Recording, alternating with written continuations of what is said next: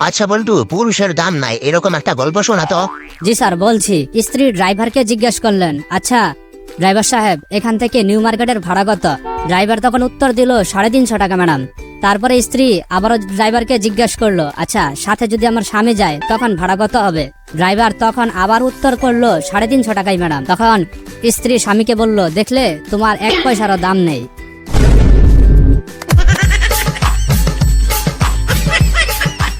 বল্টু, তোদেরকে আমি উপদেশ দিচ্ছি, সবসময় মানুষের উপকার করবি, কখনো কাউকে বিপদে ফেলবি না। ইস স্যার, আপনি যদি পরীক্ষার সময় এই উদার মানসিকতাটা ধরে রাখতেন তাহলে আমরা সকলেই পাস করতে পারতাম। Oh my god! আচ্ছা বল্টু, বলতো সম্রাট শাহজাহানের স্ত্রীর নাম কি? হায় হায়, এই উত্তর তো আমি জানি না, অন্য একটা কিছু বইলা গাইটা যাইতে হবে। কি হইলো বল?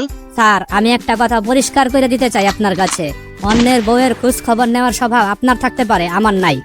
Oh my god!